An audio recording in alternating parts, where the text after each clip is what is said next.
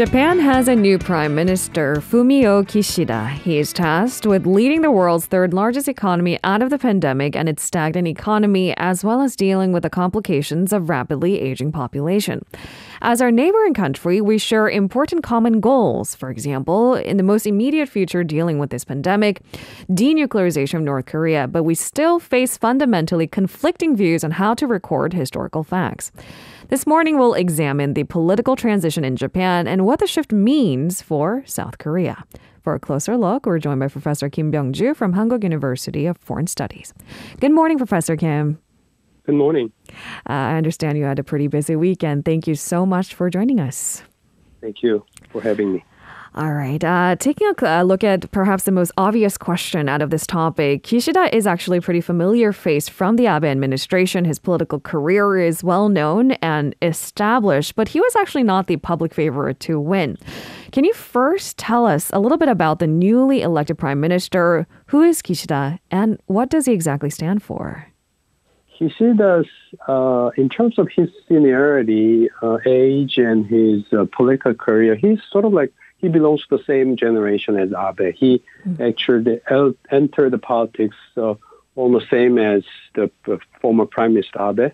And however, he wanted to kind of succeed Abe's position before Suga. But however, Suga was the successor of Abe, so there has been some interesting relationship between the two.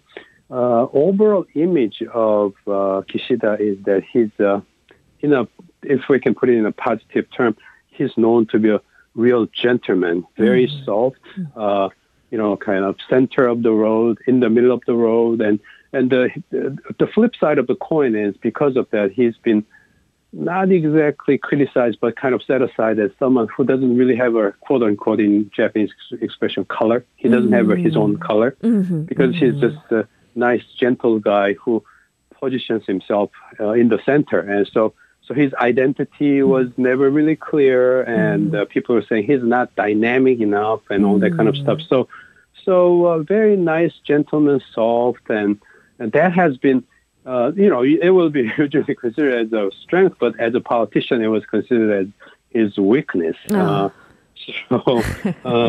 a lot of people are expecting that he's going to create a lot of troubles, anything like that. He's just in the center of the road. He spent several years of his youth in New York. He was there together with his father, and he attended the New York public school. Which means he's quite globally minded. He feels very comfortable speaking English. Unlike Suga, remember Suga at G7 meeting? He was just alone. He looks not very talking uncomfortable. to anyone. Right. So in that sense, Kishida is on the opposite side. Very forthcoming in international, stage, and he spent several years, let's say about over 4 years as a foreign minister of Japan. And, he's best known in Korea for someone who has worked on the Japan-Korea Agreement 2015 as a foreign minister. And this agreement, Abe himself was very hesitant to sign it, but Kishida is the one who really pushed forward with it. So he really committed his efforts and energy into this 2015 agreement. But when he saw that agreement being thrown away by Korea's current government several years ago when it first started, he was very furious. He was very angered. I mean, understandable. As a person, you invest so much effort and energy into it, and you persuade your boss, Abe, PM, Prime Minister at the time, to let it go through. And then the other side, who signed the agreement, threw it away.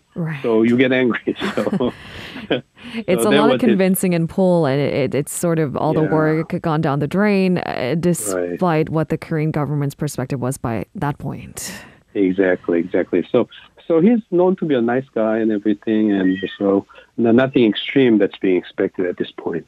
All right. Then before we move on to take a look at what's really at stake for the Japan-Korea relationship, can we first revisit who competed against Kishida? Ultimately, why was Kishida chosen to take over the former Prime Minister, Yoshihide Suga? Right. The there were four of them, including Kishida, competing against one another for the prime ministership, of course. And Kishida was always talked about either number one or number two, final choice or close to be a final choice, meaning that he had one opponent who was very, very serious. There was Konodaro. Konodaro was another prime minister who worked on Japan-Korea relationship. And he also worked on it very, very much. He put in a lot of effort. And Konodaro is actually known to be even more, I wouldn't say pro-Korean, but feeling closer with Korea than Kishida. And Konodaro's overall image is kind of opposite to Kishida because Konodaro is known to be a reformer. Kishida himself is kind of center of the road all the time and kind of positioning himself kind of in between the two sides. But Konodaro was known to be someone with an edge, drive, reformer kind of guy. But the thing is, in Japanese politics, quite interestingly, that's known to be a liability. There's a difference. This is a very interesting point of Japanese politics. With the public, if you have this strong color and image and everything, you are popular. So Konodaro there's no question about it. He was much more popular than Kishida with the Japanese people. In polls, the numbers show that. But the thing is, there's a different sphere of politics that is among the politicians themselves, right? It's behind the scenes, deal making and stuff like that. And in that circles, Konodaro, with his edges and his strong colors and dramatic argument for changing the system and everything, he can't be that, what do you call it? You don't have as much power. People don't like you, basically. So among the politicians within this, the factional politics, if you have too much of a strong color, it doesn't work for you. So that's why at the end, Konodaro was set aside and Kishida was chosen. And in the process, Kishida also competed against two female politicians. Noda Seiko is more like the mainstream, similar generation, a little bit older, but kind of softer, kind of not very controversial, but with lots of experience. Noda Seiko was known for being such a candidate, formidable. But the other one, Takaichi Sanae, was younger female politician, and Takaichi Sanae was known to have received full support from Abe. So within the scene of this factional politics, she was quite forthcoming. And at the end, what happened was Kishida was successful in securing supporters of Takaichi Sanae at the end. So he created his pool bigger, and that's how he won the final second round of voting. In the first round, the voting difference between Kono and Kishida was just one vote. But in the second round vote, Kishida won big thanks to Takaichi Sanae's faction or group. Professor Kim, just for our international listeners' perspective, there seems to be a pretty unique frame that is evident in the Japanese political realm. A common practice, for example, in Japanese politics thus far has been that this so-called generational change within a party meant sons, grandsons, and other relatives of outgoing politicians step in to replace them. So is this also evident in Kishida's newly appointed cabinet members? Will there be any important or big or progressive changes? That's what the Japanese public was expecting, but the outcome result was not as dramatic. And rather, some people say, well, this is typical Kishida thing, not very big. And looks like the cabinet list is something that didn't please anyone, even including Abe's, the former Prime Minister Abe. He was the biggest power player behind the scenes, and he was expecting many of the names of the cabinet, Kishida's cabinet, to be filled with his folks. But the thing is, observers say, well, many of them are Abe's folks, but Abe was saying, not enough. He didn't really accept all of my requests, so I'm not pleased. He made it very clear. It is still stacked with allies of former Prime Minister Shinzo Abe, but he's saying it's still not enough. Right, exactly. So Abe really wanted to be a king behind the throne, real king behind the throne, but that was frustrated. I rather Kishida, being Kishida, was always kind of central player balancing, and and stuff. So there are so-called the three A's in Japanese politics. One is Abe. The other one is Asotaro. Asotaro is the head of the second biggest faction. And then the third A is Amari Akira. And Amari Akira played a big role in, forming the cabinet for Kishida. So Abe is not very happy with it. Within the cabinet list, there is some noticeable case of they have a separate minister for digital economy, and in that case, this new minister is very young. In his early 40s or something. For Japanese politics, it's a very dramatic thing. But other than that, for example, the defense minister stays.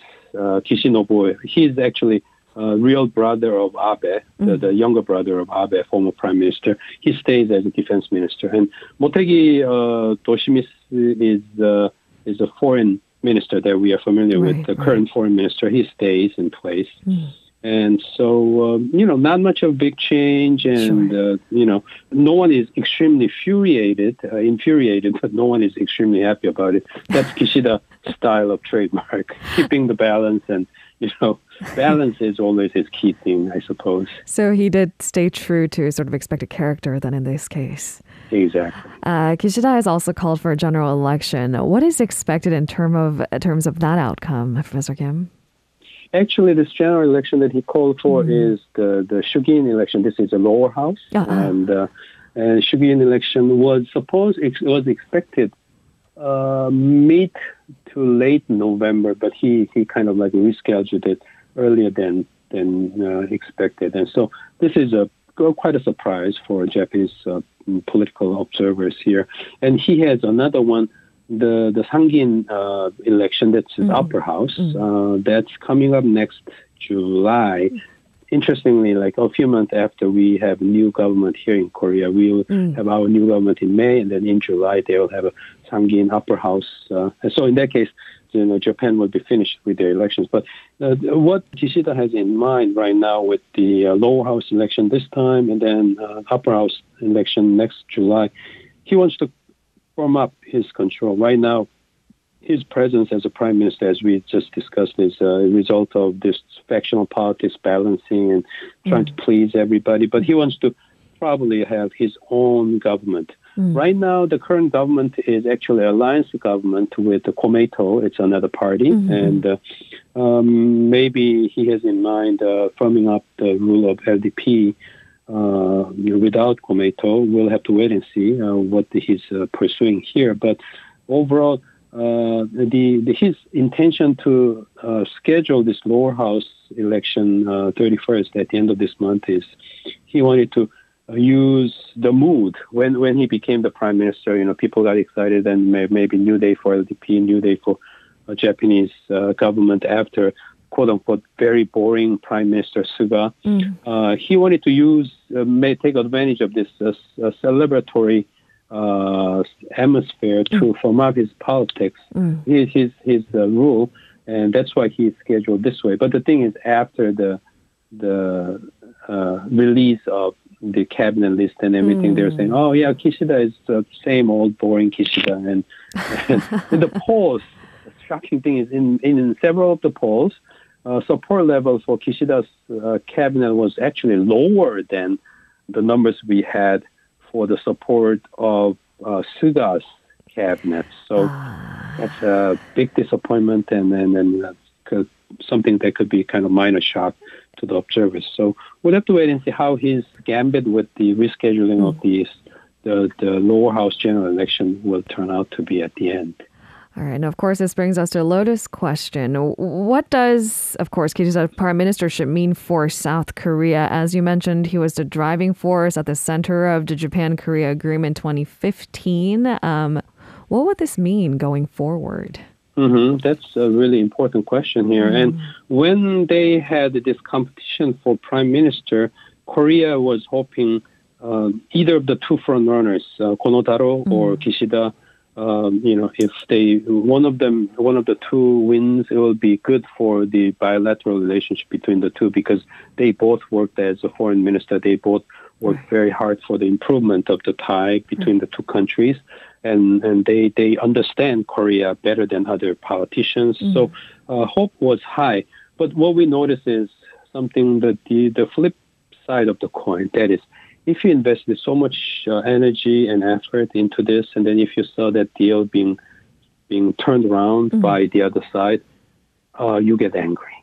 So Kishida, being cool and nice guy, he doesn't express his anger outright. But the thing is, we saw at his speech recently after becoming the prime minister, I think it was this just past week when he gave a speech at the Japanese Diet, going over all the issues of his policies. One thing kind of like shocking to Korean observers was that Suga, when he gave his speech, when he became the prime minister, he said Korea is a very important neighbor. And this time Kishida dropped the wording very. He said important neighbor. And Korea was mentioned after the United States, the alliance with India, Australia, ASEAN, Europe, and then he talked about North Korea and China and Russia. And after that, Korea was just mentioned very briefly. Important neighbor, not very important, just important neighbor. And then he wants to make sure that Korea comes up with the proper countermeasures to fix this current situation. That line is same as what Suga mentioned when he became prime minister. So in a way, we didn't see much forthcoming posture. We actually saw a little bit of downgrade of the status of Korea, importance of Korea. Right.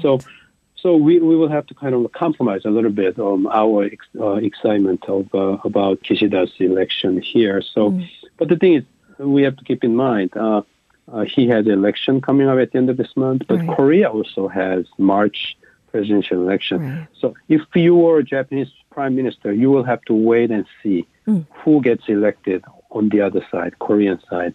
And then we will set up your posture. And so he will have his, the another election in July there, the upper house. So what I'm saying is only after probably July next year, we will see the true color of Kishida's Korea policy begin to show. That's what I'd like to predict at this point. All right. So for the time being, as an observer, the wait and see approach, but that initial excitement riding on Kishida's election, it may have to be maintained in South Korea. I guess so. Yeah, I completely agree with you. Thank you very much, Professor Kim, for today's talk. We'll speak to you again soon. Thank you very much. Bye-bye. If you're listening to our program using the podcast service, just a reminder that we do go live Monday through Friday, 7 a.m. Korea Standard Time. So tune in and help us make the show more informative by giving us your input. See you bright and early on Good Morning Seoul.